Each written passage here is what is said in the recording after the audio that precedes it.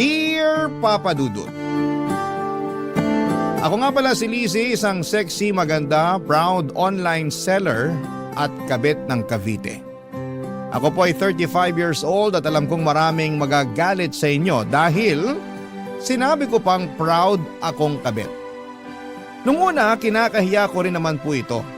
Pero nang tumagal ay nagawa ko ng tanggapin. Maintindihan niyo ako kapag umabot na kayo sa dulo ng aking kwento. Sa ngayon ay gusto ko lang munang ibahagi sa inyo ang kwento namin ng kaibigan kong si Rica. Mas bata siya sa akin ng 5 taon at tulad ko ay isa rin siyang proud kabit ng Cavite. Huwag niyo rin sana siyang husgahan. Tulad ko ay meron din siyang kwentong ibabahagi sa inyo. Tuwing Martes ay palagi kaming nagkikita ni Rica sa bahay ko para mapag-usapan namin ang update sa pagiging kabit namin. Wala naman kaming ibang kakampi dahil sa pagiging kabit namin. Kaming dalawa na lang ang pwedeng magkampihan at magkaunawaan sa sitwasyon namin. Tuwing Martes ay malaya naming napag-uusapan ang lahat ng tungkol sa pagiging kabit namin. Hindi namin hinuhusgahan ang isa't isa. Andun kami para yakapin ang pagkatao namin. Andun kami para makinig at hindi manumbat kung bakit namin nagagawa mga bagay-bagay dahil sa pagmamahal. Parte ng aming Martes ang pag-inom ng gin pomelo. Lagi na yung nakahanda. Dagdang pampalakas kasi yon sa loob sa amin para umamin sa mga nagagawa namin. Hindi naman kasi ganon kadaling aminin ang lahat, Papa Dudut. Kaya kailangan namin ng tulak ng gin pomelo. Ilang taon na namin ginagawa yon, ilang taon na rin kasi kaming kabit ng kaibigan ko.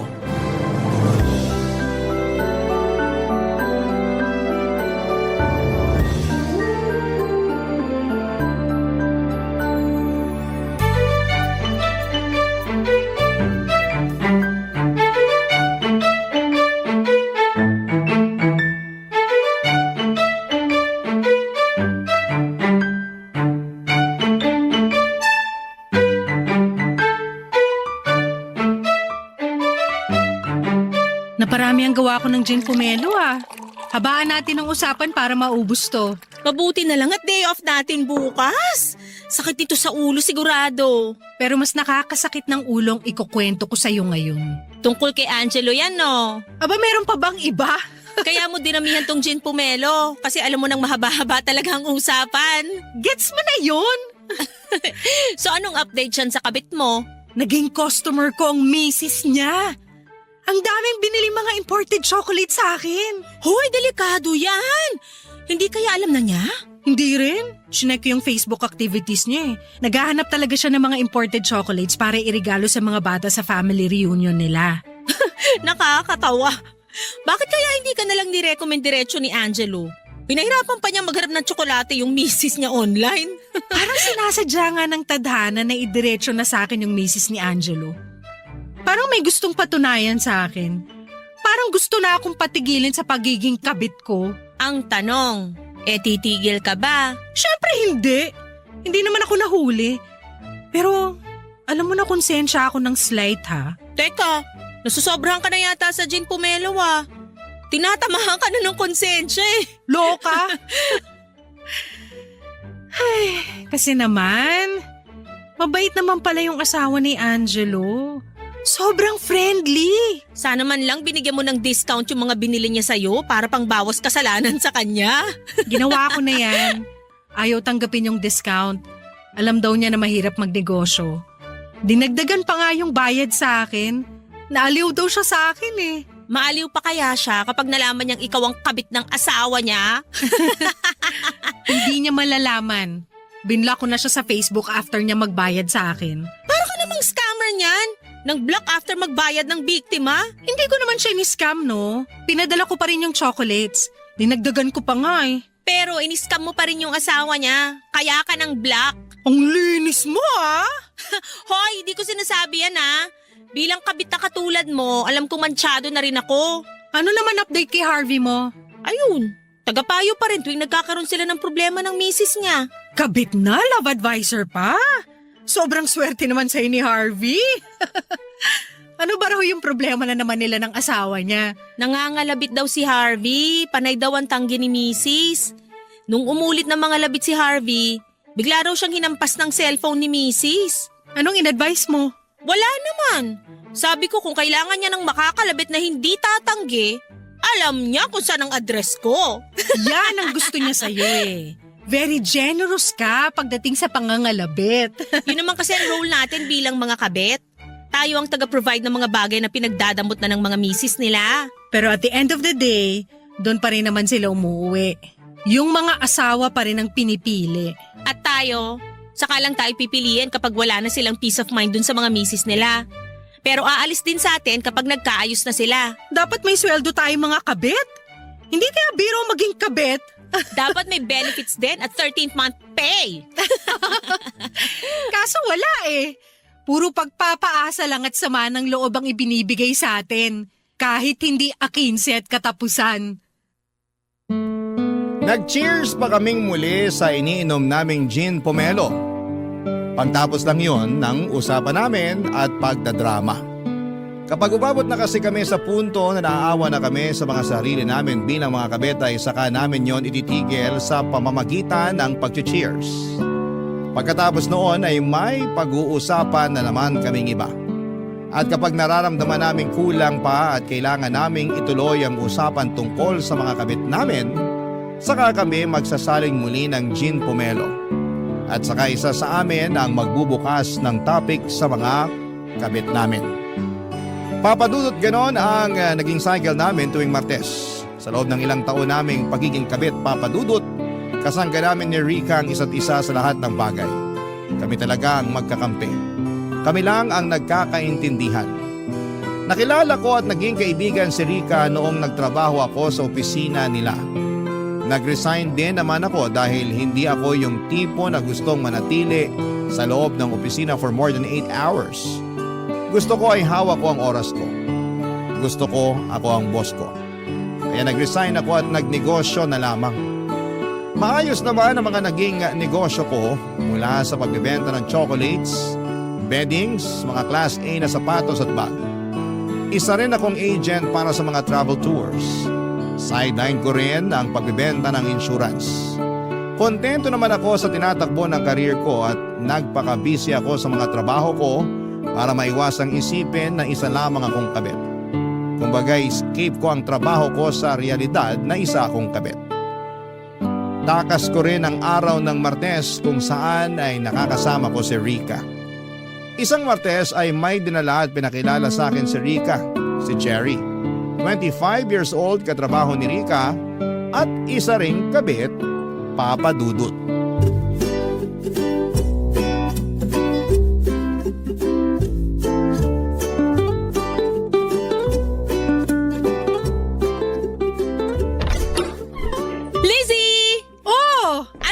Ready na ba yung gin pomelo natin? Late ka ha? Kanina pa kita hinihintay. Tunaw na yung mga yelo para sa gin pomelo natin. Dumaan pa kasi kami nitong si Cherry sa pharmacy. May binili lang. Hi, Lizzie. Hi. Huwag ka nang mahiya kay Cherry. Kabit din yan. Kaya ako sinama rito. Patikimin na natin ng gin pomelo. Upo ka na ron sa sofa, Cherry, nang masimulan na nating maglasingan. Kabit ka rin? Iko-congratulate mo ba ako? Last week lang nalaman ni Cherry na kabit siya. Kaya ako nakumbinsi ni Rika na pumunta rito. Madadamayan niyo raw ako. Madadamayan at hindi huhusgahan. Umupo ka na dyan para makainom ka na ng gin pomelo.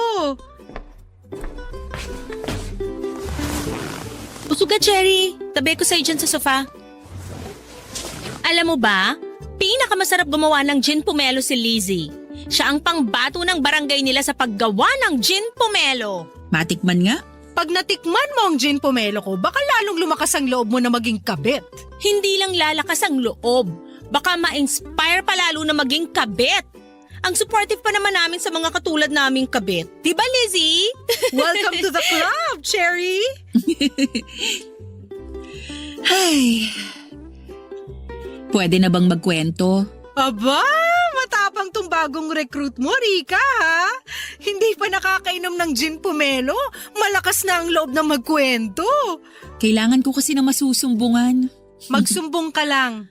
Kaaway ng buong mundo mga kabet maliban sa aming dalawa ni Rika. Kakampi kami ng mga kabet. Tamang tao talaga ang mga nilapitan ko. Ikwento mo na, dali. Magsasalin lang ako ng gin pomelo. So ano bang kwento, Cherry? Akala ko siya na eh.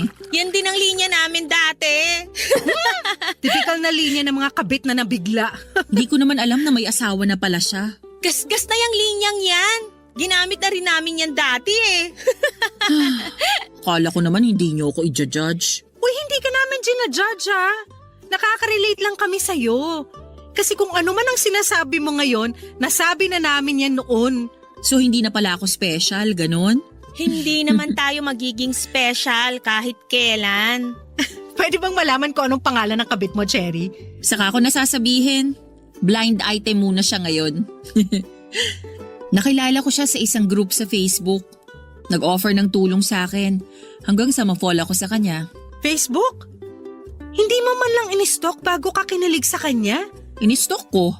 Wala naman ako nakita. Walang nakita? O may ayaw ka lang makita? Nasa na ba yung gin pomelo na binibida nyo? Kanina pa natutuyo yung lalamunan ko. Hindi nyo naman ako sinasalinan. Oh, shot na! Nagets na namin si Cherry kung iniba na kaagad niya ang usapan papunta sa gin pomelo. Ganon din naman kami ni Rika. Kapag mabigat na ang nakakatakot na ang susunod naming sasabihin, si gin pomelo na doon na kami babanat. Hinayaan lang namin si Cherry papadudot at hindi na muna kami nagpakwento sa kanya. Pero para gumaan ang pakiramdam niya at hindi niya lalong sisihin ang sarili niya, nagkwento na lamang kami ng ibang experiences namin sa mga unang buwan na naging kabit kami. Magagaan lang na kwento para mapatawa namin siya kahit papaano. Natapos na nga ang mga kwento namin ni Rika. Pero hindi na tinuloy ni Cherry ang sa kanya. Nagsabi na lamang siya na babawi na lamang sa susunod na Martes. Doon na nga siya naging desidido na mapasama sa grupo namin ni Rika. Nagkwento na lamang si Cherry tungkol sa kinalakhan niyang pamilya. Napapaligiran pala siya ng mga kabit. Naging kabit din ang kanyang nanay, kabit din ang kanyang kapatid. Doon na namin siya naintindihan. Dahil maski kami, lumaki rin kami sa pamilyang hindi ikinakaila ang pagiging kabit. Siguro yun na ang naging normal para sa amin, kaya nadala namin yun hanggang sa pagtanda. Hindi namin nakitaan yun ng mali dahil doon kami nasanay. Mali man sa paningin ng iba pero nag-i-exist ang ganong isyo sa mga pamilya. Sa pagpapatuloy ng aming kwento, malalaman nyo ang iba't ibang naging dahilan namin kung bakit namin naisipang maging kabit at ipagpatuloy yon kahit alam naming may mali. At sana sa paglalahad namin maunawaan nyo kami at hindi husgahan. Tara, gin pomelo pa. Barangay Love Stories. Barangay Love Stories. Sa pagdaan pa ng mga araw papadudot ay naging parte na ng aming Martes si Cherry. Kasama na namin siya sa gin pomelo sessions namin. Walang palya na ang pagpunta ni Cherry sa bahay ko para makipag-inuman at makinig sa kwentuhan namin ni Rika dahil sa mga kabit namin. Pero matipid pa rin siya sa mga detalye sa pagiging kabit niya. Ayaw pa rin niyang magkwento sa amin tungkol sa kabit niya. Hindi naman namin siya pinipilit. Alam ko ang pakiramdam niya. Noong nagsisimula rin ako sa pagiging kabit ko ay ayaw ko ring magtiwala sa iba.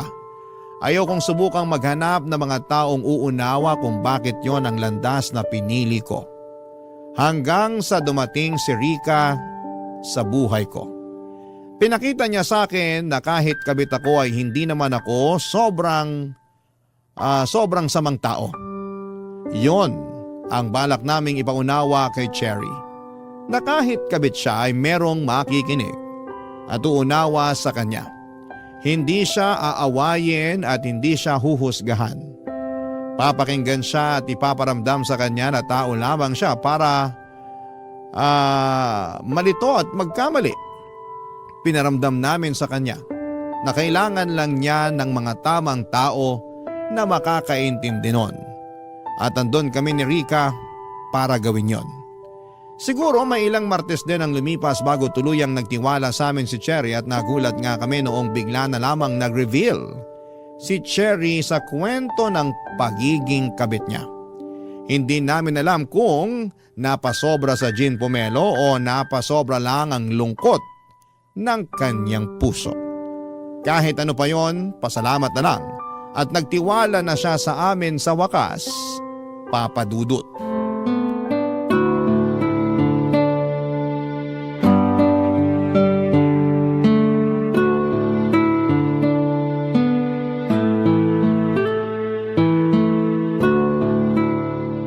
Kanina tumawag sa akin si Angelo. Hindi ko sinagot. Wow! Pahabol ng ate mo? Ikaw na ba ang legal wife? Uy, kahit kabit ako, dapat rin akong hinahabol, no? Baka hinahabol ng panghuhusga. Lizzie, lumalaban na sa asaran tong si Cherry, oh. Oo nga eh. Akala mo hindi kabit? Sino bang kakampi mo ha, Cherry? Kami mga kabit o yung mga legal? Eh di syempre kayo. I mean, tayo. Kabit din pala ako. Sorry, ang bilis kong makalimot. Nasobrahan na naman yata ako sa gin pomelo. Sairin mo na kaya tong natitirang gin pomelo sa pitchel. Baka sakaling maitula ka na nito para magkwento. Huwag mong pilitin, Rica, kung hindi pa kaya. Ako na lang ang uubos ng natitirang gin pomelo. Marami pa akong ikukwento tungkol kay Angelo. Sige Rica, ibigay mo na lang kay Lizzie yung natitira.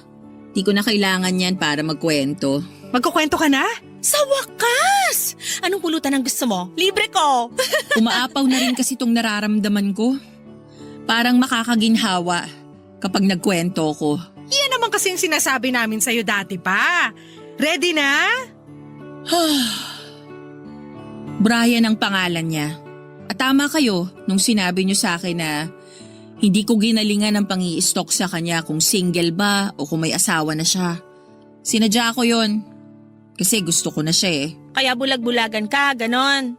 Kahit alam mo may posibilidad na may asawa na siya, hindi mo pa rin inalam. Pag naunahan ka na kasi ng kilig, tanga-tangahan ka na lang din talaga. Relate much. So kailan sinampal sa'yo ng tadhana na may asawa na pala yung Brian? Nung nagsimba ako at nakasabay ko sila sa misa. Buti ka pa nakakapasok ka sa simbahan. Kami ekis na. Parang ang dumi na kasi namin para pumasok doon. Pero eme lang. Huwag kang mag-alala. Huminto na rin ako nung nakasabay ko sila nun. Paano ba ang eksena? Katabi ko ang asawa niya sa simbahan. Hindi ko alam na siya na pala yun. Maganda ba? Parang santo yung muka. Walang-wala ako. Maganda ka rin naman ah. Pero hindi kasing ganda niya. Kaya ako nagtataka kung bakit nagawa pa ni Brian na lokohin yung asawa niya. Minsan kasi wala na lang sa itsura. Nasa performance na.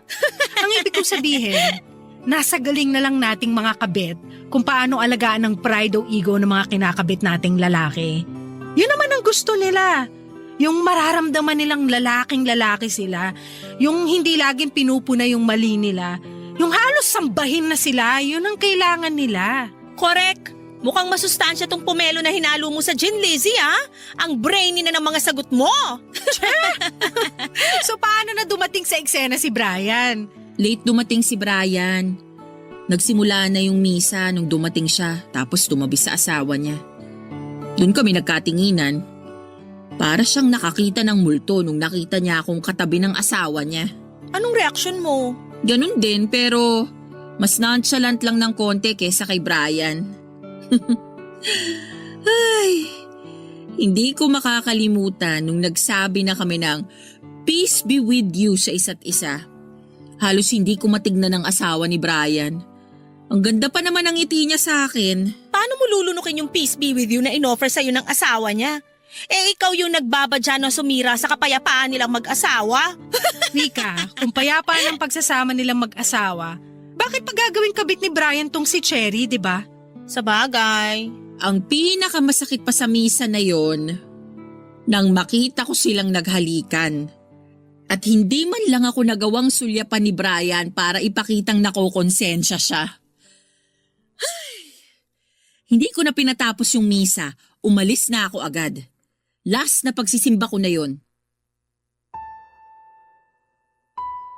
Paiyak na noon si Cherry habang tinatapos ang kanyang kwento, Papa Dudut. Kaya naman nilihis na lamang namin ni Rica ang usapan at nagpuntang muli sa mga kabit namin. Nag-share kami ng mga nakakatawang moments na kasama namin sila. Kahit papaano ay gumaan naman ang pakiramdam ni Cherry sa mga narinig niya. Nakalimutan niyang saglit ang kabit niyang si Brian. Nakaramdam ako ng awa para kay Cherry. Yun ang unang beses na naging kabit siya at ang bilis lang din niyang nahuli. Kaya alam kong mahirap yon para sa kanya.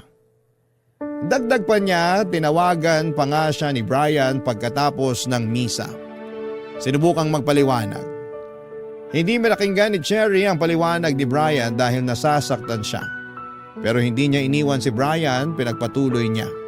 Gusto na lang daw magpanggap ni Cherry na kunwari ay wala siyang nalaman. Pinagpatuloy nila ang namamagitan sa kanilang dalawa, Papa Dudut. Naging mas lalong maingat ang pagtatagpo nila. Madalas sa malayo sila nakikita, namamasahe pa ng malaki si Cherry para lamang makasama itong si Brian. Nainis na lamang kami ni Rica sa mga nalaman namin dahil dapat ang gumagastos noon ay si Brian at hindi si Cherry. Dahil higit kanino man, si Brian ang mas nakikinabang sa namamagitan sa kanilang dalawa. Pero wala namang kaso yon para kay Cherry, basta ang importante ay hindi sila mahuli. Kaya lang mukhang hindi umaayon ang tadhana sa kanila, Papa Dudut. Mukhang hindi sila habang buhay na makakapagtago sa sitwasyon nila. Isang Martes ng gabi, nagkwento na naman si Cherry at nalaman naming nakakatunog na ang asawa ni Brian. Kami na ang kinabahan para kay Cherry dahil sa mga nangyayari, Papa Dudut.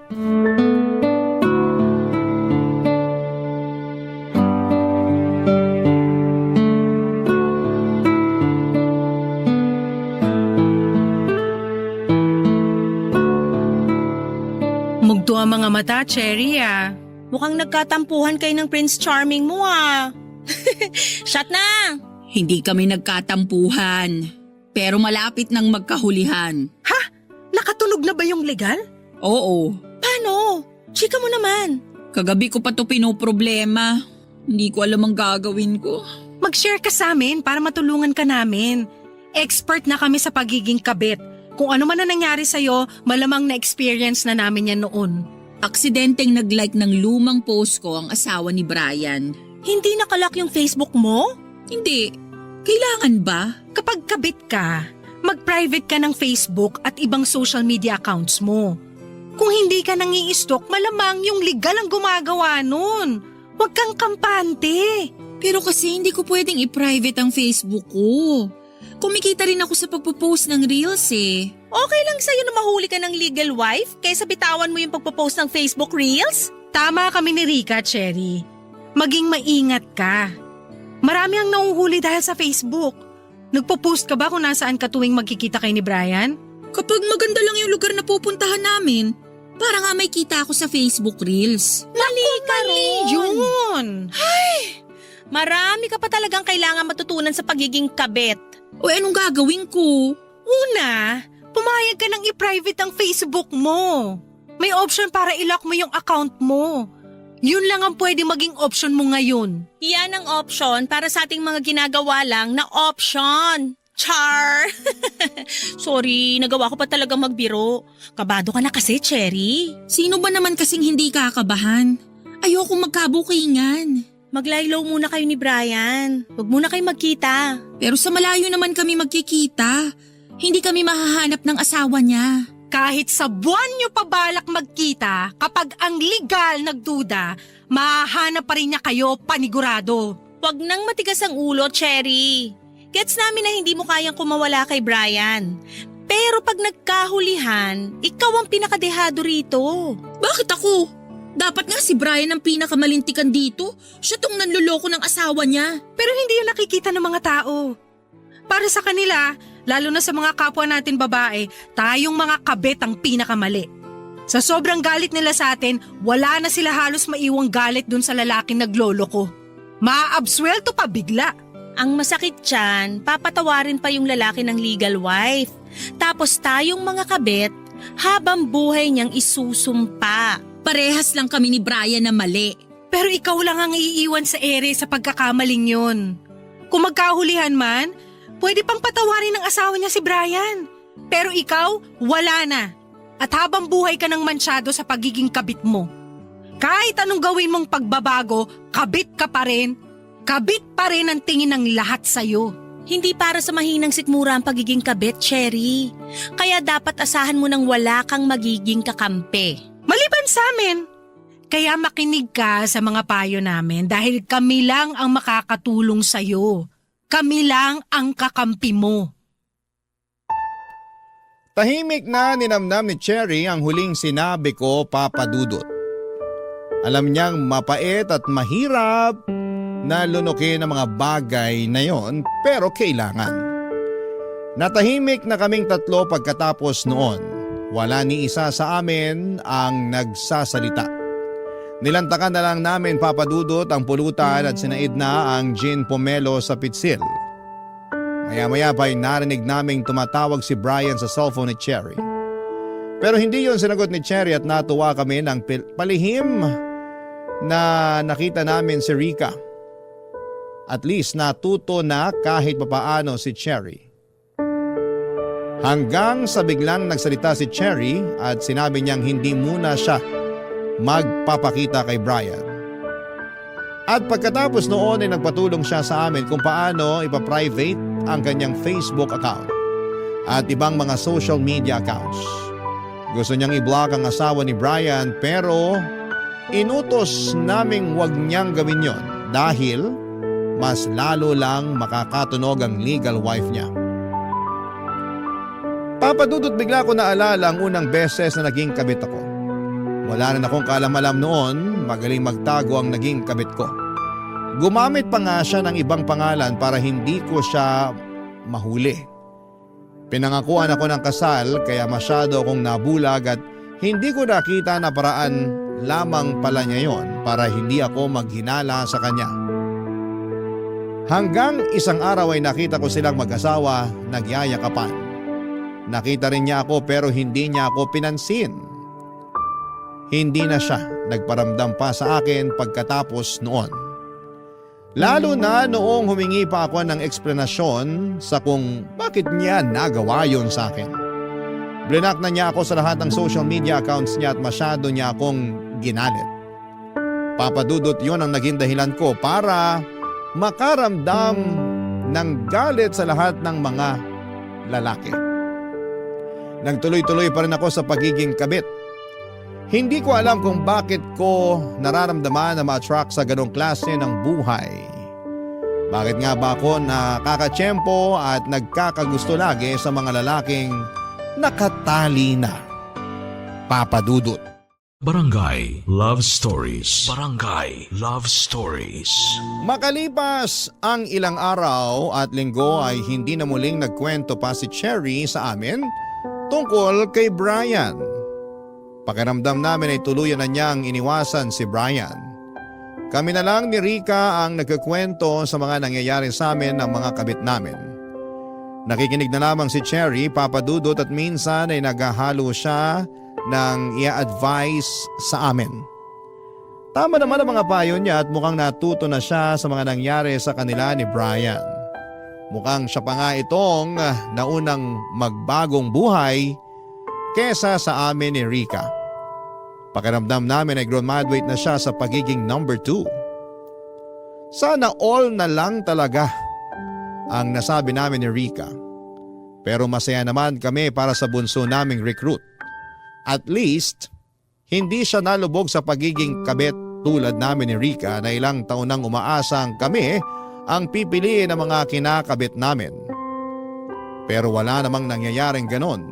Ilusyon lang namin yon. Papadudot nagbalik sa normal ang lahat, payapa nang muli ang lahat. Wala nang nakakaramdam ng takot sa amin kung may legal wife bang nakakatunog na kinakabit namin ang mga asawa nila. Na-enjoy na namin ng todo ang gin pomelo sessions namin. Na-enjoy namin magkakasama ang araw ng Martes. Hanggang isang Lunes ay tumawag sa amin si Cherry, Papa Dudut. Baka raw pwedeng mag-gin pomelo session na kami kahit na hindi pa Martes. Ayaw namin ni Rica dahil tradisyon na nga ang Martes at hindi yun pwedeng ilipat ng Lunes. Kaya lang ay sinabi niyang hindi na raw makakapaghintay ang ibabalita niya sa amin, Papa Dudut. Kaya naman pumayag na kaming agahan ang gin pomelo session namin. Pinakaunang nakarating ng bahay ko si Cherry, mukhang atat na siyang sabihin ang nangyari sa kanya. Sumunod namang dumating si Rica at hinanda ko na ang gin pomelo nang makumpleto na kaming tatlo, Papa Dudut.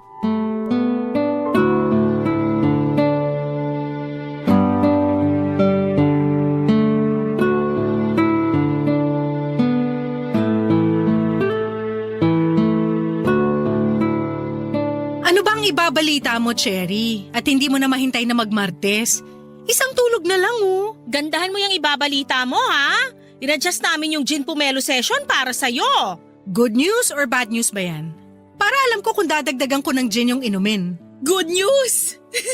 Good news. Blooming ka eh. Ano muna ang skincare mo bago ka mag-splok ng balita mo? At kung na-order ba yan online para maihabol ko na sa mga ipapadeliver ko? Buntis ako!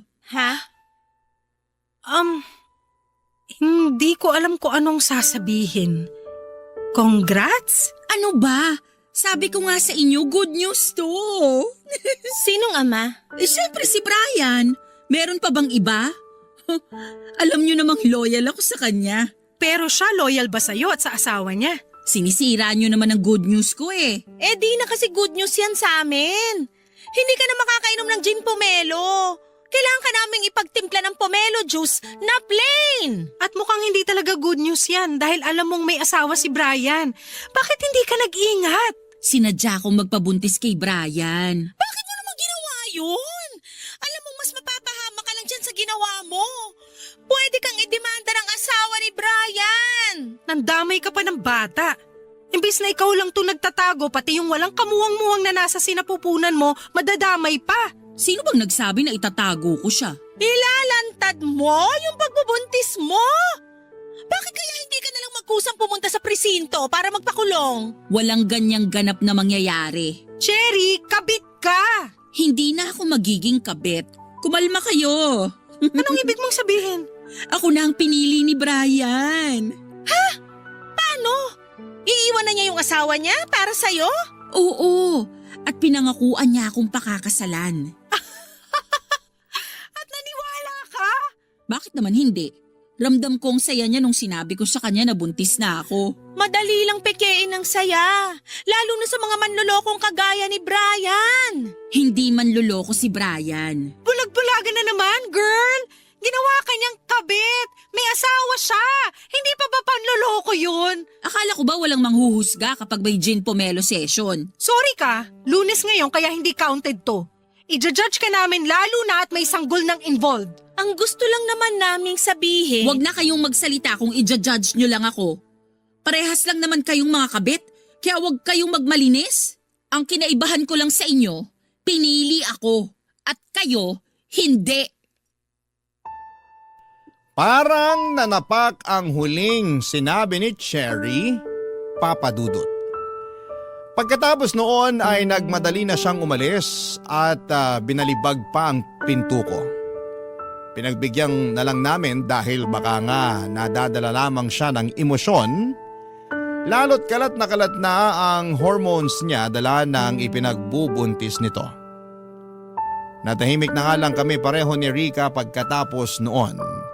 Hindi na namin tinuloy ang pag-inom ng gin pomelo at nilagay na lamang namin yon sa ref at saka nagpainit na lamang ako ng kanin. Yung pulutan namin, inulam na lang namin, nagtagal pa saglit si Rica sa bahay. Hindi na namin pinag-usapan pang muli si Cherry at nanood kami ng pelikula at natsyempo para tungkol sa mga kabit ang napili namin. Alas 12 na ng hating gabi nang umalis si Rica sa bahay.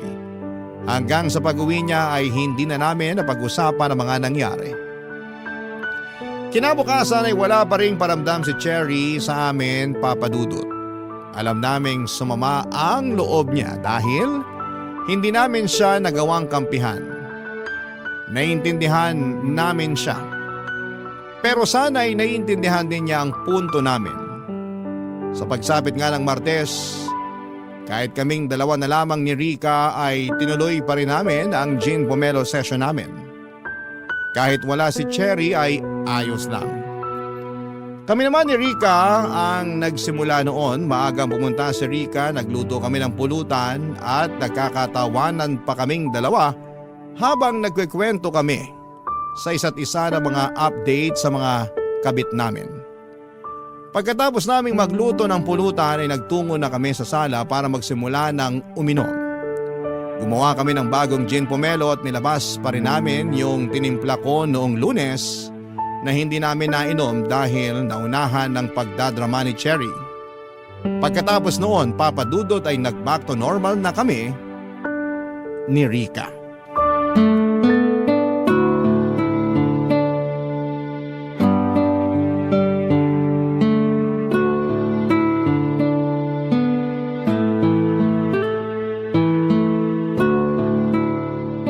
Ang dami nating uubusing gin pomelo. Hangover malala bukas. Wala tayong choice. Ubusin natin tong hindi natin nainom kagabi tapos itong bagong gawa ko na rin. Huwag na nating inumin yung kahapon. Ipainom mo na lang sa lababo. Sayang naman kasi. Alam mo namang ayoko nang nag-aaksaya ng grasya. O sige, salinan mo na ako para maubos na. May bisita ka ba, Rica? Bakit may kumakatok? Bahay mo to. Bakit ako tinatanong mo? Teka, at pagbubuksan ko.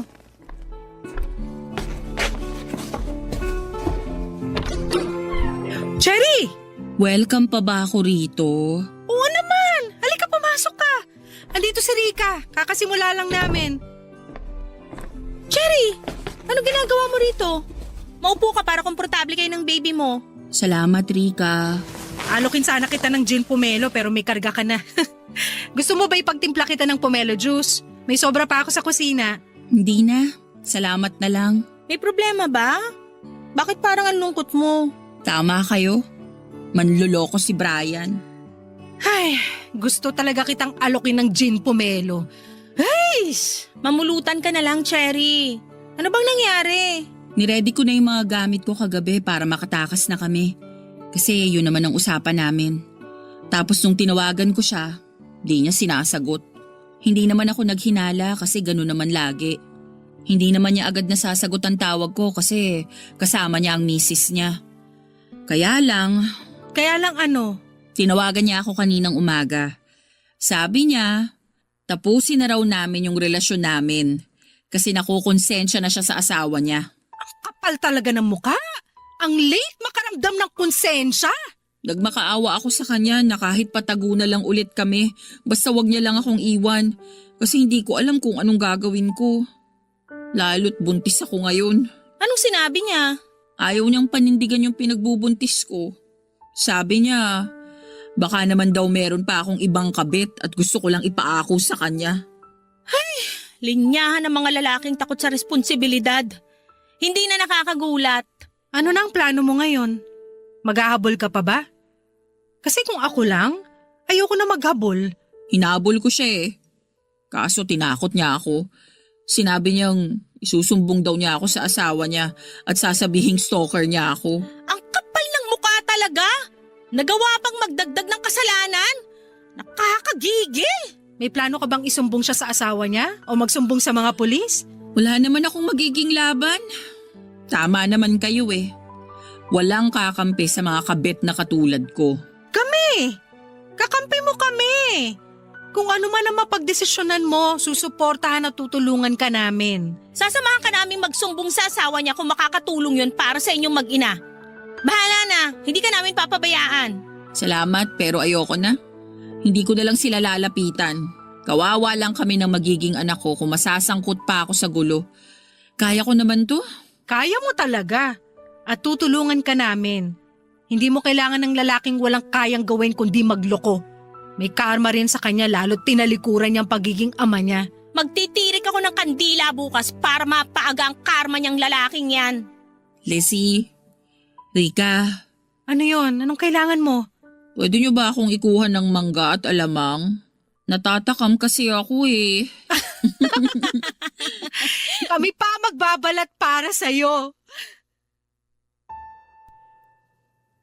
Niyakap namin si Cherry, Papa Dudut. At doon na nga siya napaiyak. Kahit kami ay nadamay na rin. Oo, at mali naman talaga ang maging isang kabit. Pero sa mga pagkakataong yon ay kami na lang ang nagkakaintindihan. Pwede nila kaming husgahan. Sanay na po kami. Pero hindi namin huhusgahan ang isa't isa. Hinayaan muna namin si Cherry na ilabas lahat ng sama ng loob niya. Pagkatapos noon ay naghanap na kami ng mangga para sa kanya. Kung saan-saan kami umabot para lamang makahanap ng mangga sa ganong oras. Nakahanap naman po kami. Sinabayan namin siyang kumain ng mangga at nakahinga naman kami kahit papaano ng maluwag. Ganon din si Cherry sa mga nangyari sa kanya. Lalo na noong paulit-ulit naming pinangako sa kanya na tutulong kami sa magiging anak niya. Pinag-usapan na nga namin kung ano ang magiging pangalan ng magiging anak niya. Sa ngayon, Papa Dudut, sinisikap naming damayan si Cherry sa pagbubuntis niya. At dahil nga sa nangyari kay Cherry ay pinili naming tapusin na rin ang pagiging mga kabit namin. Mahirap man pero ginawa po namin. Nakasanayan na naming maging number 2 pero gagawa kami ng paraan para makahanap kami ng lalaking gagawin kaming number 1. Hindi na kami papayag na itago na lamang. Hindi na kami papayag na pipiliin lang kapag may problema sila ng asawa nila. Kung wala mang pumili sa amin dahil sa aming nakaraan, hindi kami mag-aatubiling piliin ang aming mga sarili dahil yun naman ang dapat. Hanggat magkakasama kaming tatlo, hanggat may Martes at Jean Pomelo, makakayanan namin ang lahat. Maraming salamat po sa pagbasa ng aming kwento at sana'y may napulot po kayong aral at makatulong din kami para sa mga katulad namin.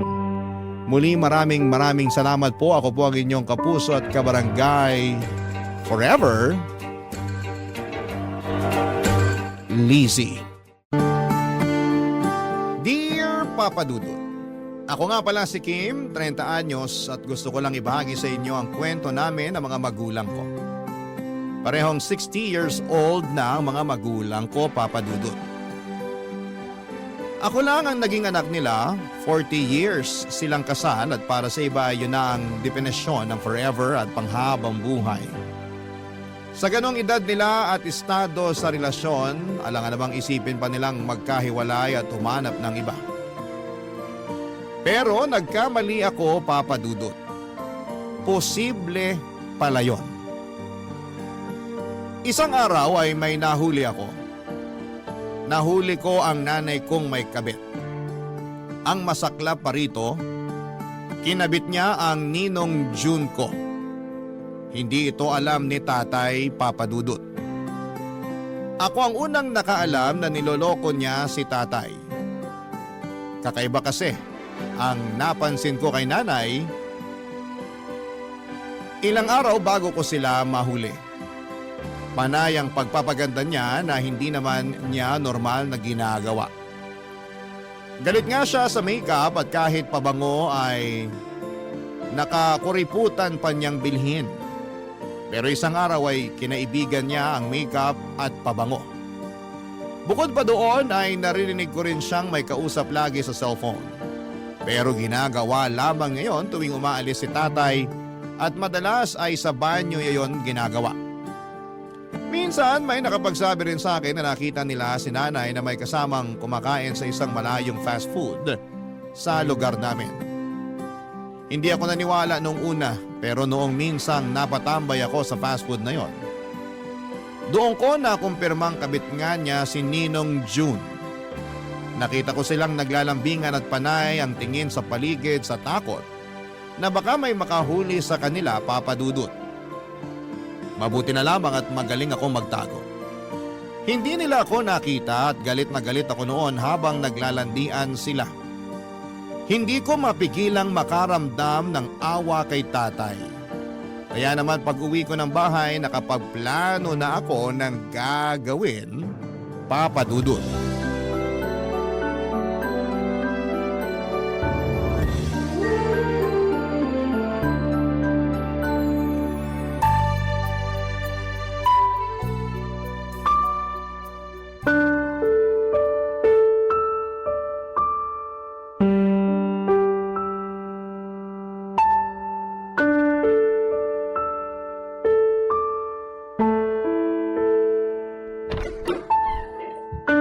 Kim, nauna ka pa palang nakauwi rito sa bahay kesa sa akin. Dumating na ba ang tatay mo? Hindi pa. Kumain ka na ba? Hindi pa. Teka, ipagluluto muna kita para makakain ka na. Hindi ka ba kakain, Nay? Ay, hindi na. Kumain na ako kanina bago ako umuwi. Mukhang busog na busog kayo Oo nga eh. Naparami yung lanta ko ng fries kanina. Mukha naman. Halata pa sa tiyan nyo. At sa ngiti nyo. Ganon ba yon? Nahahalata sa ngiti ang pagkabusog? Bago yun ah. Mukha naman kasing busog kayo. Busog kayo sa paglalandi. Ano? Saan ka ba talaga totoong nabusog, Nay? Sa fries o sa landi? Ano sinasabi mo riyan? Mabuti pa tulungan mo na lang ako sa kusina para makakain ka na. Hindi talaga sumagot. Ano naman ang isasagot ko? Hindi ko nga maintindihan ang tanong mo. Hindi maintindihan o gusto mo lang takasan? Bakit hindi mo na lang ako diretsahin, Kim?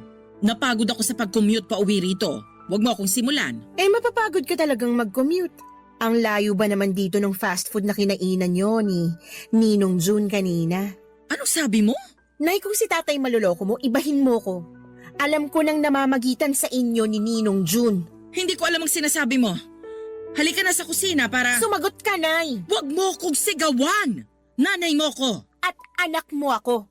Kaya kailangan ko ng paliwanag kung bakit nagagawa mo kaming lokohin ni tatay. Huwag mo kong kausapin ng ganyan. Wala kang karapatan. Mas lalo kang walang karapatan para sirain ang pamilyang to. Ano bang gusto mong sabihin ko? Oh, nahuli mo na ako. Ano pang kailangan? Kung sumagot ka parang natapakan mo lang ang paa ko't pwede ko lang palampasin Ni walang sorry, ni walang eksplanasyon. Kahit naman ipaliwanag ko sa'yo, hindi mo pa rin maiintindihan. Talagang walang makakaintindi sa ginawa mo. Niloloko mo si tatay. Nagmahal lang ako. Dapat si tatay lang ang mahalin mo, hindi si Ninong. Hindi mo ako maiintindihan. Siguro nga hindi kita maiintindihan. Kaya mas magandang wag na lang natin tong pag-usapan.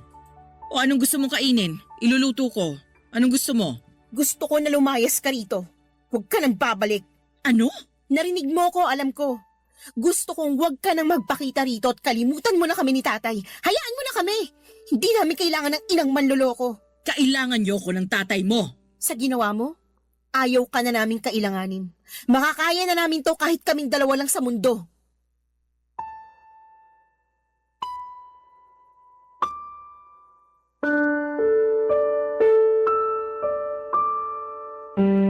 Papa Dudut, hindi makapaniwala si nanay sa mga sinabi ko. Akala niya ata ay nadadala lamang ako ng emosyon. Akala niya hindi seryoso ang pagpapalayas ko sa kanya. Nagtungo pa siya sa kusina para ipagluto ako at habang ginagawa niya yon, iniimpake ko na ang mga damit niya.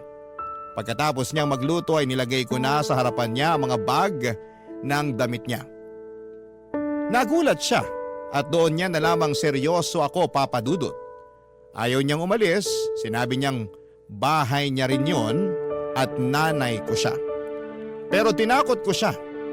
Oras na hindi pa siya umalis ay sasabihin ko kay tatay ang panloloko niya. At tutulungan ko pa si tatay para idemanda siya. Doon na nga siya natakot, Papa Dudut. Doon siya pumayag na umalis bago siya tuluyang lumabas ng pintuan. Napag-usapan namin na papalabasin lang muna namin pansamantala na magbabakasyon si nanay sa probinsya. At bahala na akong gumawa ng dahilan kay tatay kapag napansin nitong hindi pa bumabalik si nanay. Pagkaalis ni nanay ay siya namang pagdating ni tatay. Napakasakit na makita ang nakangiting mukha ni tatay at walang kaalam-alam sa mga nangyayari. May dala pala itong fries na pasalubong para kay nanay dahil alam niyang paborito niya yon. Sabay na kaming kumain ng niluto ni nanay. Doon ko na rin sinabi kay tatay na nagbakasyon muna si nanay sa probinsya. Nagulat si tatay na hindi man lang nagpaalam si nanay sa kanya. Gumawa na lamang ko ng dahilan para magmukhang tama ang dahilan ni nanay sa biglang bakasyon. Makalipas nga ang ilang linggo, nag-alala si tatay dahil hindi pa rin nagpaparamdam kahit sa text si nanay. Hindi pa rin ako nakaisip ng dahilan para ipaliwanag kay tatay kung bakit hindi na babalik si nanay. Hindi ko talaga pwedeng sabihin kay tatay na niloko siya ni nanay dahil ayokong masaktan ng matindi si tatay. Lumabas lamang ako saglit ng bahay namin noon para makaiwas sa mga tanong ni tatay tungkol kay nanay. At pagbalik ko, laking gulat ko nang makita si nanay sa bahay at nagtatawanan pa sila ni Tatay Papa Dudut.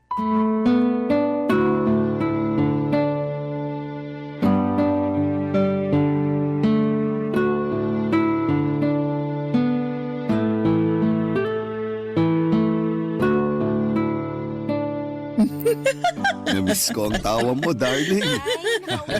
Mabuti at naisipan mo nang umuwi. Tay? Nay? Kim, andyan ka na pala. Sakto ang uwi mo. Kakarating lang kanina ng nanay mo. May pasalubong pa sa atin na fries at chicharon. Halika, sumabay ka sa amin na kumain ito. Hindi namin to mauubos. Anong ginagawa niyo rito, Nay? Umuwi na. Namiss ko ang tatay mo eh. At namiss din kita. Panay nga ang pangungulit ko rito kay Kim eh. Sabi ko, puntahan ka na namin sa probinsya para iuwi ka na rito. Kasi naman, hindi talaga ako sanay na wala ka. Lalo sa gabi, hindi ako makatulog kapag walang kumakamot ng likuran ko. Hindi mo pa sinasagot ang tanong ko, Nay. Bakit ka nandito? Bakit ka umuwi? Bakit naman ganyan ka makipag-usap sa nanay mo, Kim? Hindi ka ba masaya na umuwi na siya? Nay, sumagot ka bago ibang maisagot ko kay tatay. Ano bang nangyayari? Naguguluhan ako. Nay, sagot! Malungkot sa probinsya. Wala kayo ron ng tatay mo, hindi ako sanay. Hindi yan ang sagot na kailangan ko. Ano ka ba naman, Kim? Namiss tayo ng nanay mo. Ano pa bang sagot ang kailangan mo? Alam ni nanay kung anong sagot ang kailangan ko. Hindi ako sanay sa buhay probinsya. Alam nyo namang mag-ama yan. Walang mabilhan ng fries doon. Dito sa Manila, kaliwat kanan ang nagbebenta kahit anong oras pa. Ngayong nakabalik ka na, sisiguraduhin kong mabubusog ka sa fries. Kahit anong flavor, bibilin ko para sa'yo. Basta, gabi-gabi mong kakamutin ang likod ko, ha? Oo naman. Papahabain ko lalo tong kuko ko para masarap ang pagkamot. May relasyon sina nanay at ninong Juntay. Nahuli ko silang naglalandian sa isang fast food, nagsusubuan pa ng fries. Ano? Kim! Binibigyan kita ng tsansa para hindi malaman ni tatay ang totoo. Pero hindi ka sumunod sa usapan. Darling, totoo ba ang sinasabi ni Kim? Magpapaliwanag ako. Sige! Mabuting at maipaliwanag mo sa amin ni tatay kung paano mo kami nagawang lokohin. Darling, nadala lang ako ng emosyon. Nung naging busy ka sa trabaho mo, si June ang tumutulong sa akin. Sinasamahan niya ako palagi, lalo kapag wala kayo pareho ni Kim. Kasalanan namin? Hindi ko sinasabing kasalanan niyo. Ang sinasabi ko lang, nalungkot ako. Nalungkot ka? Bakit hindi ka lumapit sa akin para napasaya kita? Bakit sa kumpare ko pa? Mali ko yun, pero tapos na. Nung nahuli kami ni Kim, itinigil ko na yung namamagitan sa amin ni June. Kaya nga bumalik na ako dito matapos akong paalisin ni Kim. Kasi hindi ko pala kaya na wala kayo. Ikaw ang mahal ko, darling. Ikaw lang. Kung ano man yung nararamdaman ko para kay June, dala lang yun ng lungkot. Dala lang yun ng pag-iisa. Pero natauhan na ako. Mahal kita, darling. Mahal din kita, darling. Naipasok mo na ba lahat ng damit mo sa cabinet natin? Hindi pa naman. Mabuti naman. Pakikuha mo na ulit ang mga bag mo at umalis ka na ulit.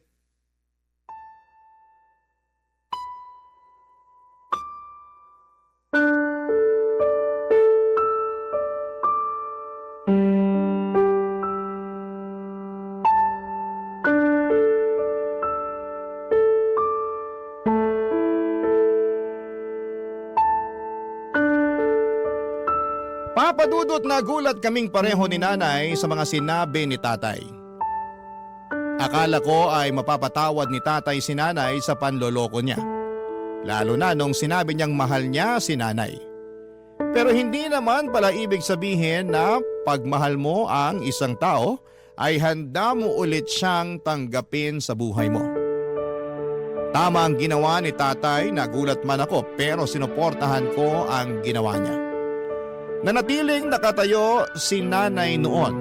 Hindi sigurado kung seryoso si tatay sa sinabi nito. Hindi rin siya sigurado kung lalapit siya at lalambingin si tatay para magbago ang isipan nito.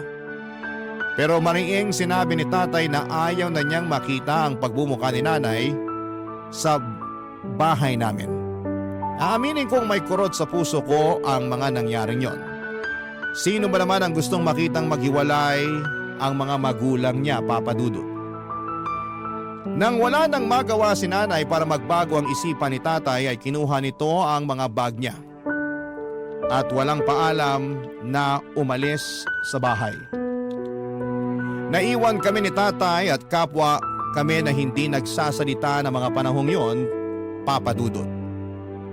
Nakatitig lamang kami sa fries na iniwan ni nanay. Nilapitan na yon ang langaw at hindi na rin namin binalak na galawin yon. Naunang tumayo si tatay para pumasok na sa kanyang kwarto. Hinayaan ko naman siya at mula noon ay napadalas na ang pagkukulog niya sa kwarto. Nasaktan si tatay sa mga nangyari at wala akong ibang sinisisi kundi si nanay. Mukhang malabo ko siyang mapatawad sa ginawa niyang pagsira sa pamilya namin. At sana ay hindi siya magawang patawarin ni tatay, Papa Dudut, para hindi na siya muling makabalik sa buhay namin. Barangay Love Stories. Barangay Love Stories. Hindi naging madali kay tatay ang mag-move on kay nanay. Napakasakit ng ginawa niya. Loyal si tatay kay nanay mula noon kahit may mga babaeng lumalapit kay tatay. Baliwala lang sa kanya. Ang puso kasi niya ay nakalaan lamang para kay nanay. Kaya hindi ko maintindihan si nanay kung bakit hindi niya nagawa yon para kay tatay. Hiling ko na sana'y magsisi siya noon sa ginawa niya sa tatay ko. Sobrang sakit na makitang halos wala ng gana si tatay na mabuhay. Kung hindi ko pa siya pipiliting lumabas ng kwarto niya ay hindi pa niya yon gagawin. Maraming bagay ang napabayaan na ni tatay, lalo na ang relasyon naming dalawa. Halos hindi rin niya ako kausapin noon at hindi naman niya ako sinisisi sa mga nangyari, pero hindi niya alam kung papaano ako haharapin. Para raw kasi siyang napahiya sa panloloko ni nanay. Lalo't ako ang unang nakaalam.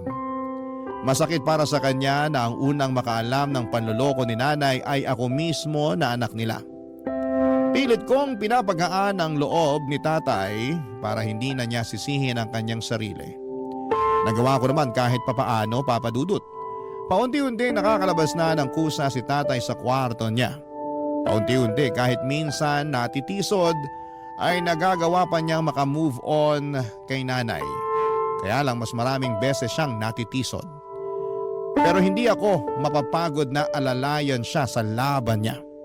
Sa laban namin. Kakayanin namin yon ang pinangako ko sa kanya, Papa Dudut.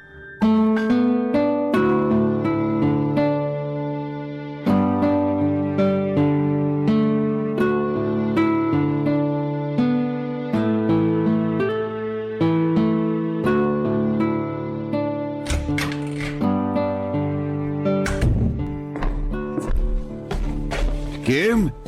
Tay, mabuti naman lumabas na kayo ng kwarto nyo. Gutom na po ba kayo? Ano bang ulam? Nagluto ako ng adobo. Nilagyan ko ng maraming itlog pugo kasi paborito nyo yan, di ba? Salamat anak. Ipaghahanda ko na po ba kayo? Mamayang konti. Gusto ko lang maupo muna at makaharap ka. Maupo na po kayo.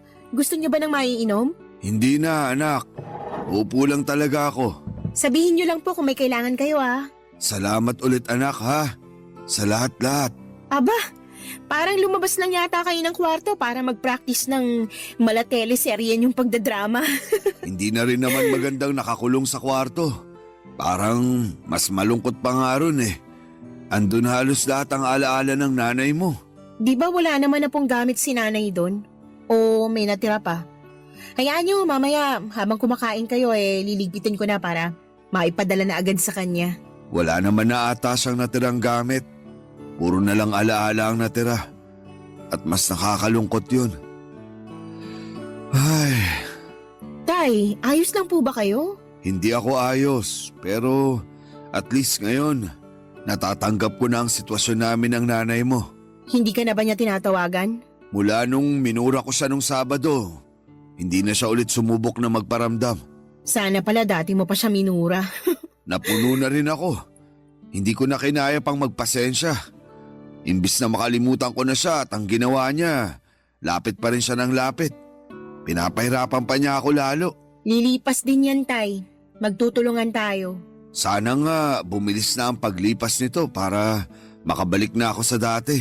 Alam niyo kung anong magpapabilis sa pag-move on ninyo? Alak, Babae! babae at alak. Doon muna tayo sa babae. Ayoko masira ang atay niyo sa alak. Ayoko na ng babae. Sisirain naman niya ng puso ko. Grabehan namang hugot yan. Basta, ayoko niyan. Ibang solusyon na lang. Makakatulong kasi para makalimutan niyo na si nanay kung bubuksan niyo ulit ang puso niyo para sa iba. Malay niyo, may makilala kayo na mas okay kaysa kay nanay. Hindi ka ba kinikilabutan na nirereto mo ako sa iba? Bakit naman po ako kikilabutan? Gusto ko ngang mabura na sa puso mo si nanay kaya nirereto kita sa iba. Ewan ko. Parang hindi naman ako naghahanap. Gusto ko lang ng ibang pagkakaabalahan para mawala sa isip ko ang nanay mo. Pagkaabalahan niyo ng panliligaw. Maliban dyan. Ay, paano kaya kung tumulong ako sa talyer ng Tio Austin mo? Ay, wag doon. Bakit naman? Bihira ang babaeng dumadaan doon eh. Alam mo, mabuti pa. Ipag-init mo na lang ako ng adobo. Ilagay mo na sa plato ko lahat ng itlog ng pugo. Ipaganda mo na rin ako ng sukang may sili at paminta. Damihan mo. Tsaka kung meron pang orange juice, baka naman pwede mo ako ipagtimpla. Damihan mo ng yelo. Ano pa yan? Kakalabas lang ng kwarto, ang dami na agad utos. Abay, gusto mo bang magkulong ulit ako sa kwarto? Pwede naman. Joke lang po, Tay. Welcome back po. Nagkatawanan pa kami saglit ni tatay bago ako tumayo para ipaghain siya ng mga gusto niya. Gumaan ang loob ko na makitang nakakabawi na si tatay. Seryoso ako nung sinabi ko sa kanya, Papa Dudut, na gusto ko na siyang manligaw ng iba. Alam kong matagal pa bago ko siya mapilit. Dahil ang lalaking sobrang nasaktan ayon sa mga nabasa ko ay matagal bago sumubok ulit. Kaya naman naiintindihan ko si tatay kung bakit ayaw pa niyang harapin ang pakikipag-date ulit. Hindi naman ganon kadaling palitan ng 40 years na relasyon. At higit sa lahat ay hindi ganon kadali na magtiwala after kang sirain ng isang taong akala mong panghabang buhay mo nang makakasama. Naintindihan ko siya pero sana'y maisip niyang tama rin ang buksan ang mga mata at puso para sa iba. Sa pagdaan ng mga araw at linggo ay hindi na nagkukulong pa si tatay sa kwarto. Nagbalik trabaho na rin siya at tuwing day off naman niya ay nagtutungo siya sa talyer ni Tio Austin para tumulong doon at magpalipas ng oras. Yun na, Papa Dudut, ang naging routine niya. Hanggang isang araw ay tuluyan nang nakamove on si tatay. Paano ko ba nasabi? Nag-aayos na siyang muli. Ilang beses ko na siyang nahuli na pakanta-kanta pa sa harapan ng salamin. Madalas din itong nakatingin sa kanyang cellphone. Halatang may kachat. Kahit ako'y napapangiti na rin noon sa tuwing nakikita ko siyang ganon. Hindi ko muna siya kinausap tungkol sa napapansin ko. Alam kong may nagpapasaya na kay tatay. At hihintayin ko na lamang ang tamang panahon kapag komportable na siyang sabihin yon sa akin. At isang araw nangyari na yon. Malaya na niyang sinabi sa akin na malaya na ang puso niya kay nanay. May nakilala na siyang iba, Papa Dudut.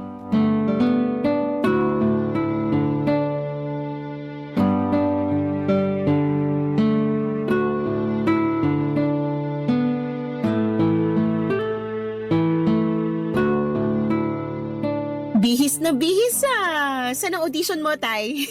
Huwag mo nang pansinin ang damit ko. Baka mausog. Paano namang mauusog ang damit mo? Kakabagin ba? Lawayan ko na lang pag ganon. Puro kabiro. Tingnan mo na nga lang kung bagay ang pantalon ko sa suot kong sapatos. Bagay naman. Hindi ka ba nagbibiro? Ayoko magmukhang tanga mamaya. Ano bang meron? Wala naman. Pupunta ka ba sa talyer ni Tio Austin? Sa ganitong forma ko, pupunta lang ako ng talyer niya. Saan ka nga pupunta kasi? Basta. Hula ko may kadate ka. Ha, sabi na eh.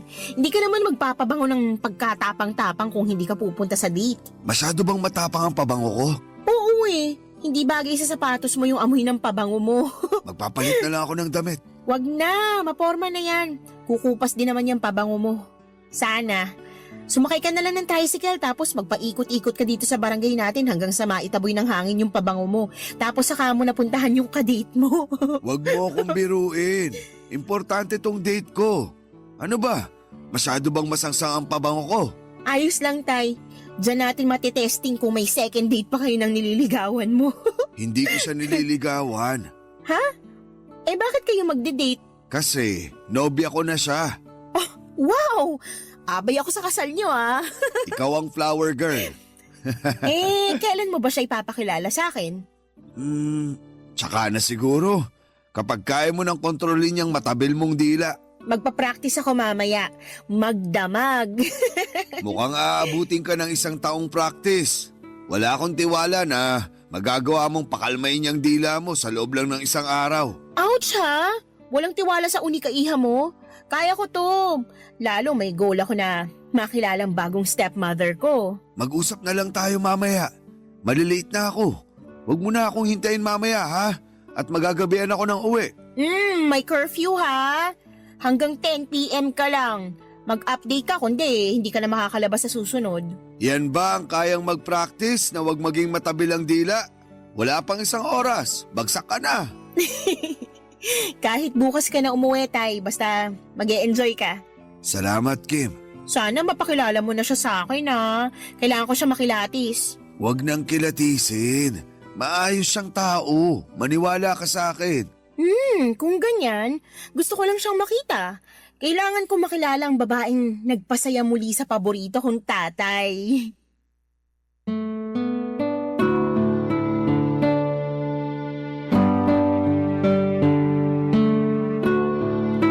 Papadudot nginitian ako ni tatay sa huling sinabi ko. Napansin kong parang naluluha pa siya pero nagawa niyang kontrolin. Sa huli ay natusan ko na rin siyang magpalit ng polo. Masyadong masangsang ang amoy ng pabango niya. Baka yun pa ang maging dahilan ng hiwalayan nila ng girlfriend niya. Hindi naman ako papayag. Hindi ko pa nga nakikilala nang makapagpalit na nga si tatay nagmadali na itong umalis. At nang makalabas siya ng bahay, agad ako nag-text sa kanya at binilinan siya tungkol sa mga babae. Baka sakaling makatulong lang para lalong ma-inlove sa kanya ang kanyang bagong karelasyon. Sinabi ko na lagi niyang purihin ang itsura ng girlfriend niya. Huwag din niyang kakaligtaang makinig sa mga kwento ng girlfriend niya kahit gaano pa yon kahaba. Dapat siya rin ang magbayad sa mga date nila. Uso na nga ang equality pero iba pa rin sa pakiramdam na kayang mag-provide ng isang lalaki. Makalipas ang ilang araw dahil sa kakakulit ko kay tatay, ipinakilala na niya sa wakas ang bagong nagpapasaya sa kanya, si Tita Len. Mas bata lang si tatay sa kanya ng 5 taon. Mahiyain at mabait si Tita Len, malayo ang ugali nito kay nanay. Maayos naman siya sa amin at nakita kong nagpapasaya talaga si Tita Len sa buhay ni tatay. Doon ko na na-realize na may kirot ng kaunti na makitang hindi na kami buong pamilya. Doon lang nag-sink in sa akin na nasa panibagong yugto na kami ng mga buhay namin, papadudot. Pero higit sa kirot, mas dama ko ang saya dahil sa wakas ay nakapag-move on na kaming pareho ni tatay kay nanay at sa mga ginawa nito sa amin. Yun ang simula namin at sana'y magtuloy-tuloy na sa tulong ni Tita Len. Barangay Love Stories. Barangay Love Stories. Nagtuloy-tuloy ang pagiging masiyahin ni tatay mula nang naging sila ni Tita Len. Hindi na nga ito halos sumuuwi noon ng bahay Papa Dudut. Mas madalas na itong nag-i-stay sa bahay ni Tita Len. Sabi naman kasi ni tatay mas malapit sa trabaho niya ang bahay ni Tita Len, kaya doon siya madalas. Hindi lang kasi namin na nag-i-enjoy niyang makasama ang bago niyang GF. Hindi ko na lang kinontra. Hinayaan ko na lamang siya at umuwi lamang siya noon para maglambing sa akin para malabhan ko ang mga damit niya. Wala namang problema yon sa akin. Malit na bagay lamang yon. Gusto ko lang talagang makitang masaya siya at nangyayari na nga. Parang kailan lang ay halos hindi siya mapalabas sa kwarto. Tapos isang araw ay lagi na lamang itong nasa labas ng bahay para kitain ang GF niya. Isang araw hinintay ko ang pagbabalik ni tatay. Gusto ko siyang kausapin tungkol sa bala kong setup namin. Nami-miss ko rin kasi siya na makasama. Halos isang beses na nga lang sa isang linggo kung umuwi siya at para pa yon sa paghahatid niya ng labada. Muli ay wala akong reklamo sa mga labada niya, masaya ako para sa kanya. Kaya lang ay gusto ko silang makasamang dalawa ni Tita Len sa bahay palagi. Kaya gusto ko na ayain na niya si Tita Len na tumira sa bahay namin para naman may panahon pa ako para makilala ang GF ni tatay. Sa text ko lang kasi madalas nakakausap si Tita Len at parang nabibitin ako doon. Gusto kong makilala pa siya at para mas makilala siya, gusto ko na siyang makasama sa iisang bubong kasama si tatay Papa Dudut.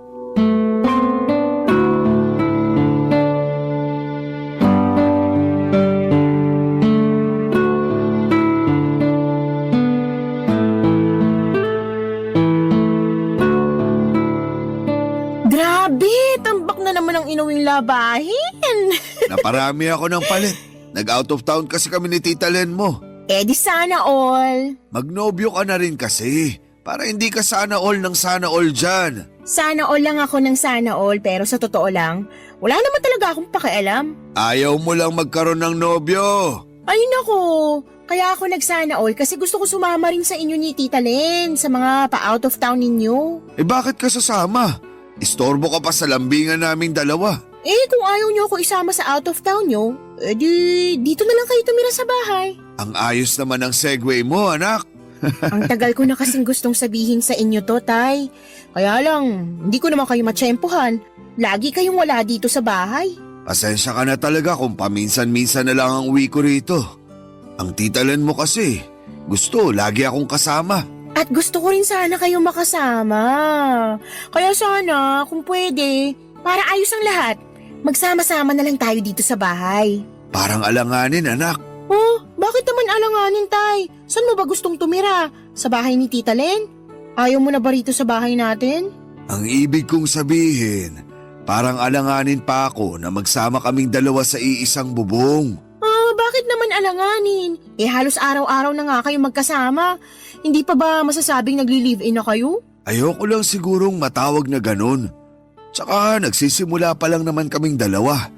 Normal lang naman siguro yung halos araw-araw ako ron. Pag naglaon, baka manawa rin ako at umuwi na rito palagi. Tay, 60 years old ka na, hindi na kayo mga teenager. Walang masama kung magsasama na kayo. Mas advisable pa nga eh. Ewan ko, tsaka na natin pag-usapan. Hindi ako komportable. Parang alam ko na kung bakit. Ano na naman ba ang ibibintang mo? Dahil ba kay nanay? Bakit naman naisingit mo pa ang nanay mo sa usapan? Baka lang kasi kaya ka naiilang na dalhin dito si Tita Len dahil minsan naging bahay to ni nanay. Baka. Pero Tay, isang taon na rin namang wala si nanay dito. Naitaboy na siguro natin lahat ng mga alaala niya rito, no? Wala nang bahid si nanay dito. Kaya iuwi mo na si Tita Len. May blessing kayo sa akin. Susubukan ko siyang kausapin. Pero hindi ako makakapangako. Kasi parang alanganin talaga eh. O sige, hindi ko na kayo pipilitin. Salamat anak. Pero kung pwede kayong konsensyahin. Ano na naman yan? Lagi na lang kasi ako naiiwang mag-isa rito eh. Wala na nga akong nanay, wala pa akong tatay. At natuloy na nga ang pangungonsensya. Napakagaling. Kasi naman lagi na lang ako mag-isa rito. Sa una lang pala masaya. Habang tumatagal, nakakatakot na. Hayaan mo, dadalasan ko na ang pag-uwi ko rito. At sana kasama mo na si Tita Len noon. Maaasahan ko ba yun, Tay? Hindi mo talaga ako titigilan hanggat hindi ako pumapayag, no? Hindi talaga. Ay, ayusin mo ang paglalaba mo ng damit ko. Pag-iisipan ko ang paglilibin namin ng nobya ko. Dapat pumayag ka na, ha? Kasi kung hindi, pagsasamahin ko mga puti mo sa dekolor. Bago pa man natapos ang paglalaba ko ay napilit ko na si tatay na pumayag na doon na sila tumira sa bahay. Wala kasing saya sa pakiramdam. May makakasama na akong muli, Papa Dudut. At higit sa lahat ay pakiramdam ko sa tulong ni Tita Len ay madadagdagan ng saya sa bahay namin. Sa presensya niya, feeling ko ay parang kumpleto na muli ang pamilya ko. Basta pumayag lamang sila. Nakita ni tatay kung gaano ako kasaya noon. Kaya hindi na niya binawi ang sinabi niya. Kinulit ko pa nga siya para tawagan si Tita Len. Tinawagan naman ni tatay at sinabi ang plano naming dalawa. Ginanahan tuloy akong tapusin ang maagang labada ko para mapag-usapan na namin ni tatay ang plano sa paglipat ni Tita Len sa bahay. After ko maglaba ay nilista ko na kaagad lahat ng kailangan sa paglipat ng GF ni tatay sa bahay namin. Hindi ko sinayang ang oras. Inayos ko kaagad ang bahay para hindi naman nakakahiya kay Tita Len kapag dumating siya. Umalis ulit si tatay para kausapin na raw ang nobya niyang ililive-in niya. Nagkatuksuhan pa kaming dalawa bago siya umalis. Ilang araw na hindi umuwi si tatay dahil marahil inaasikaso nila ni Tita Len ang mga gamit niya sa paglilipat. Kinuha kong pagkakataon yon para makapag-ayos na ng buong bahay. Inuna kong iayos ang kwarto ni tatay. Sinigurado kong walang kahit ni isang naiwang gamit doon si nanay. Gusto ko siyempreng maging komportable si Tita Len. Mabilis lamang ako natapos. Nakahinga ako ng maluwag nang mabura ko na ng tuluyan ang lahat ng alaala ni nanay sa bahay. Pagkatapos noon ay tumawag si tatay para sabihing pauwi na siya. Makalipas nga ang 2 oras ay kumatok na si tatay sa pinto, Papa Dudut.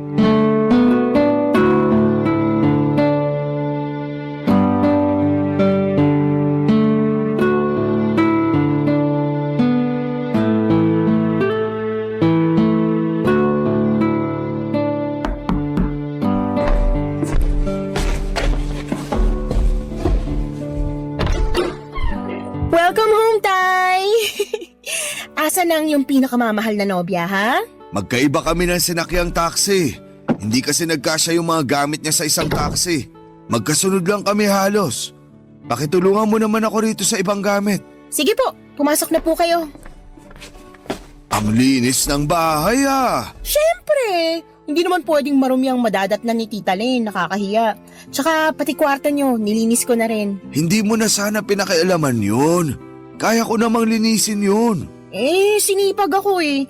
Tsaka para masiguro ko na rin na walang kahit isang gamit ni nanay na naiwan doon. Wala na ba? Bukod sa 2 bra at isang sando, wala naman na. Huwag ka mag-alala, tinapon ko na rin yung mga yon. Walang madadatnan si Tita Len dun sa kwarto mo maliban sa mga gamit mo. Andiyan na si Tita Len! Hello, Tita Len! Nay? Anong ginagawa mo rito? Kumusta anak? Umalis na kayo. Anak, mag-usap tayo. Wala tayong dapat pag-usapan, Nay. Tapos na kayo sa buhay namin. Tsaka, parating ng girlfriend ni tatay. Kaya please, umalis na kayo para hindi na kayo magkaabutan 2. Kim, Anak, kailangan nating mag-usap. Tay, pinapaalis ko lang si nanay bago siya maabutan ni Tita Len dito. Hindi mo kailangang paalisin ang nanay mo dahil walang Tita Len na darating. Anong ibig niyo sabihin? Papasukin mo na muna ang nanay mo. Hindi pwede! Kahit hindi pa dumating ngayon si Tita Len, hindi pa rin pwedeng pumasok si nanay dito. Anak, makinig ka naman. Hindi, Tay. Hindi pwedeng susulpot lang ulit dito si nanay para guluhin tayo. Hindi siya basta-bastang sumulpot, anak. Anong ibig niyo sabihin? Nagkabalikan na kami ng tatay mo. Yun ang ibig niyang sabihin. Tay? Ay, tama ang sinabi ng nanay mo, anak. Hindi ko maintindihan. Paano si Tita Len? Alam niya ba to? Alam niya dahil kasabwat namin siya. Mas lalo niyong pinagulong usapan eh. Hindi ko kayo maintindihan. Anak, alam ko ayaw mong makinig sa akin. Talaga? Pero kailangan. Nagkaayos na kami ng tatay mo. Ilang buwan na ang nakakaraan.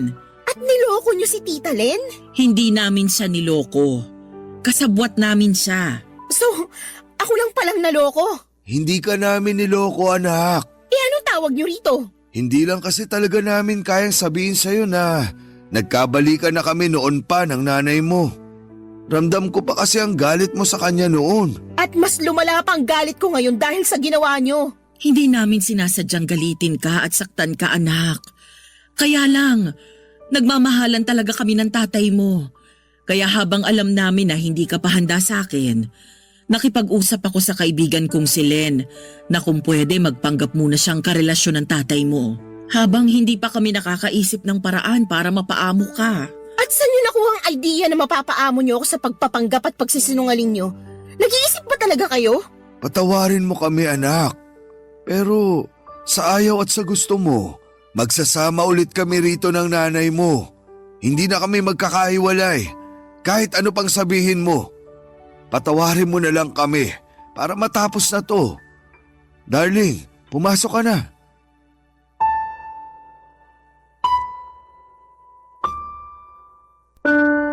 Para akong ninakawan ng lakas ng mga oras na yon, Papa Dudut.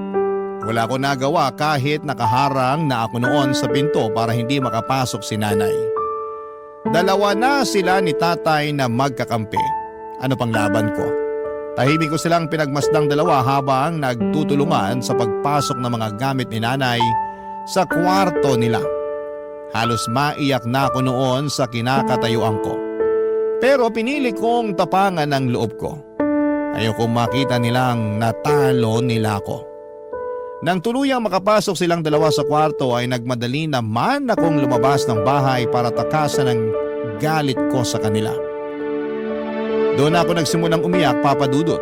Bakit hindi nila maunawaan na napakasakit ng ginawa nila? Para akong trinaydor ng mga magulang ko.